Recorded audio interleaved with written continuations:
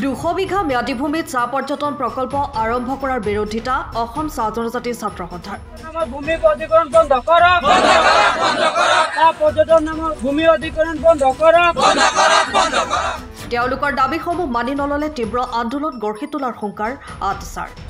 অসম চৰকাৰ কপে অসম চৰকাৰ কাম নাই, কাম নাই, কাম নাই। অসম চৰকাৰ কাম নাই, কাম নাই, কাম নাই। আছে দলক দৰা নাই, ধৰিলে ৰক্ষা নাই। আছে দলক দৰা নাই, ধৰিলে ৰক্ষা নাই। অসম চৰকাৰৰ অধীনৰ পৰ্যটন বিভাগৰ দ্বাৰা চিনামৰা চাহ বাগিচাৰ 200 বিঘা চাহ ম্যাদী ভূমিত চাহ পৰ্যটন প্ৰকল্প আৰম্ভ কৰাৰ বিৰোধিতা অসম চাহ জনজাতি ছাত্ৰ সন্থা চাহ মজদুৰ সংঘই তীব্ৰ প্ৰতিবাদ সাব্যস্ত কৰে।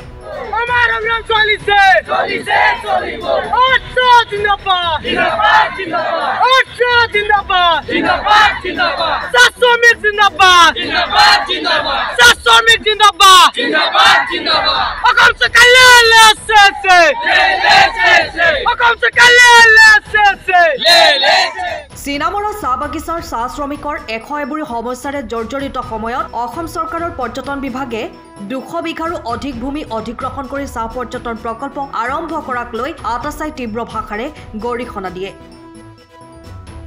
যদিহে অসম চৰকাৰে চাহ বাগিচাৰ জ্বলন্ত সমস্যাসমূহ যেনে বদলি সূত্ৰে লাভ কৰা কামসমূহ মুকলাই দিয়া, উমলা ঘৰ নিৰ্মাণ কৰা, শ্ৰমিকৰ জৰাজীৰ্ণ বাসগৃহ নিৰ্মাণ কৰা, দৈনিক হাজিৰা বৃদ্ধি কৰা, শ বিঘাৰো অধিক খালী হৈ থকা ভূমিত নতুনকৈ চাহ পুলি ৰোপণ কৰা, শ্ৰমিক লাইনৰ বাট পথসমূহ নিৰ্মাণ কৰা, চাহ বাগিচাৰ শিক্ষিত নিবনুৱা যুৱক যুৱতীক কৰ্ম সংস্থাপন কৰা, চিকিৎসালয়ৰ উন্নতিকৰণ ইত্যাদিৰ ওপৰত গুৰুত্ব প্ৰদান কৰি সমাধান কৰাৰ বিপৰীতে 100 কোটিৰো অধিক টকা ব্যয় কৰি চাহ পৰ্যটন প্ৰকল্প কৰা বিষয়টো সহজভাৱে ল'ব পৰা নাই বুলি উল্লেখ কৰে প্ৰতিবাদী ৰাইজে।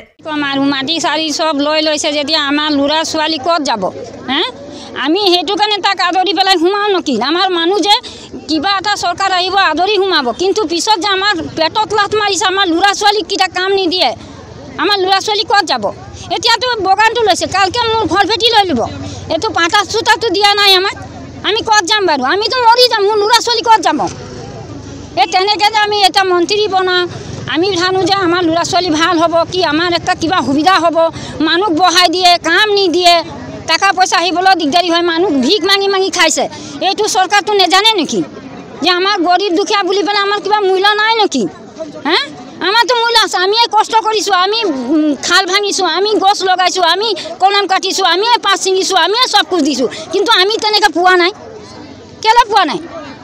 আপোনালোকে ভোট দিব লাগে, খালি ভোটৰ টাইমত, পিছত আমাকতো লাট মাৰিব, তেনেকৈ কৰিব লাগে নেকি? সেইটো কাৰণে আমি মাটি নিদিওঁ। চৰকাৰে কয় যে ভাল আমাৰ মাটি, কিন্তু কষ্টটো আমাৰ ৰাইজে কৰিছে না, চৰকাৰটো আহি পেলাই কৰা নাই না। আমাৰ ল'ৰা ছোৱালী ইমান অকণমানি অকণমানি যাই পেলাই জংঘল কাটে, গছ কাটে, পাত ছিঙে, আমি কষ্ট কৰিছোঁ, আমাক জোকে খাইছে, আমাক পোকে খাইছে, আমাক বাঘে ধৰিছে, আমাক সাপে কুটিছে, আমাৰ জীৱন হত্যা কৰিছে। কোনোবা দিব জানো জীৱন? চৰকাৰে দিব জানো জীৱন? আমাক নিদিয়ে না, তেতিয়াহ'লে চৰকাৰৰ অধিকাৰী কি আছে এইটো বাগান আমাৰ বুলি পেলাই? চাহ শ্ৰমিকৰ বিপৰীতে কৰা এই সিদ্ধান্ত অতি সোনকালে বাতিল কৰিবলৈ আটাছা চিনামৰা উপশাখা সমিতি তৰফৰ পৰা দাবী জনায়।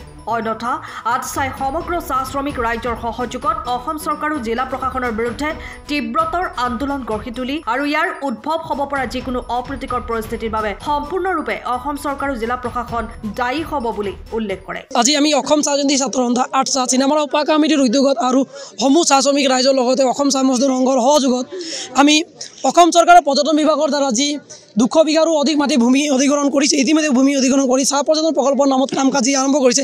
এই কাম কাজত আমি এই প্ৰতিবাদী কাৰ্যসূচীৰ পৰা স্পষ্টৰূপে তীব্ৰ ভাষাৰে গৰিহণা জনোৱাৰ লগতে আমি অসম চৰকাৰক স্পষ্টৰূপে সকীয়াই দিব বিচাৰিছোঁ যে অতি সোনকালে ভূমি অধিগ্ৰহণ কৰা বন্ধ কৰক, অন্যথা ইয়াৰ পৰিস্থিতি আগন্তুক দিনত অধিকভাৱে ভয়াৱহ ৰূপ ল'বলৈ বাধ্য হ'ব। আৰু আমি এই প্ৰতিবাদী কাৰ্যসূচীৰ পৰা এটাই কথা ক'ব বিচাৰিছোঁ যে যি সময়ত অসম চৰকাৰৰ অধীনস্থ চিনামৰা চাহ বাগিচাৰ চাহ শ্ৰমিকৰ 100 এবুৰি সমস্যাৰে আৱৰি আছে আৰু 100 এবুৰি সমস্যাৰ জৰ্জৰিত হৈছে, এই সমস্যাসমূহ সমাধান কৰাৰ ক্ষেত্ৰত গুৰুত্ব প্ৰদান নকৰি তেওঁলোকে চাহ পৰ্যটন প্ৰকল্পৰ নামত 100 কোটি টকাৰো অধিক টকা ব্যয় কৰি পিনি তেওঁলোকে ইয়াতে এখন প্ৰকল্প স্থাপন কৰিবলৈ যুঁজা আৰম্ভ কৰিছে। তেওঁলোকেতো সম্পূৰ্ণ ওলোটা কাম কৰিছে। তেওঁলোকে কোটি টকা ব্যয় কৰি যদি এটা প্ৰকল্প স্থাপন কৰিব, তাৰ বিনিময়ত শ্ৰমিকে তাৰ বিনিময়ত একোৱে নাপাব, এই পৰ্যটন প্ৰকল্পৰ নামত চাহ শ্ৰমিকে তাৰ পৰা একো নাপায় বৰঞ্চ তেওঁলোকৰ মাটি কালি যাব তেওঁলোকৰ পেটত জীৱিকাৰ প্ৰতি তেওঁলোকৰ জীৱিকাৰ প্ৰতি তেওঁলোকে লাত মাৰিবগৈ এইবোৰ সম্পূৰ্ণ শ্ৰমিক বিৰোধী কাম কাজ আৰম্ভ কৰিছে এই সম্পূৰ্ণ শ্ৰমিক বিৰোধী কাম কাজ আমি বন্ধ কৰিবলৈ অতি সোনকালে অসম চৰকাৰ আৰু জিলা প্ৰশাসনক আমি আহ্বান জনাইছোঁ অন্যথা যদিহে নকৰে আমি অনাগত সময়ত ইয়াৰ পৰা এই প্ৰতিবাদী কাৰ্যসূচীৰ পৰা আমি অনাগত দিনত আমি জিলা প্ৰশাসনৰ যিটো আমাৰ জিলা আয়ুক্ত কাৰ্যালয় আছে সেই জিলা আয়ুক্ত কাৰ্যালয় আমি জিলা আয়ুক্ত কাৰ্যালয় সম্পূৰ্ণৰূপে আমি বন্ধ কৰি মানে আমি তাতে আন্দোলন কৰি সম্পূৰ্ণৰূপে বন্ধ কৰিবলৈ আমি বাধ্য হ'ম আৰু ইয়াৰ পৰা যিকোনো পৰিস্থিতি হ'ব যিকোনো শ্ৰমিকৰ যি সমস্যাৰ কাৰণে আমি যিজনক মাত মাতিব লাগে এই পৰা যিকোনো পৰিস্থিতি হ'ব পাৰে এই পৰিস্থিতিৰ সম্পূৰ্ণৰূপে দায়ী জিলা প্ৰশাসনে হ'ব আমাৰ ৰাইজে মাটি নিদিব আৰু আমাৰ ৰাইজে কৈ আছে আমাৰ ইয়াত যিটো যদি 200 বিঘা মাটি লৈ বহুত আমাৰ লোকচান হ'ব আৰু ইয়াত কোনো আমাৰ লাভ নহ'ব চৰকাৰে কৈছে আমাৰ লাভ হ'ব কিন্তু আমি লাভ হ'ব কোনো আমি দেখা নাই তো আমি ৰাইজে আমি লাগি আছোঁ আমি বৰ্তমান কাম আৰম্ভ কৰিবলৈ নিদিওঁ আমাৰ লগত আলোচনা কৰিব লাগিব আলোচনা কৰাৰ পিছত আমি ৰাইজৰ লগত আলোচনা কৰিম তাৰ পিছতে আমি চিন্তা কৰিব লাগিব ব্যুৰো ৰিপৰ্ট টাইম অফ আছা সময়ৰ খবৰ সময়ত পাবলৈ ফলো কৰক টাইম অফ আছা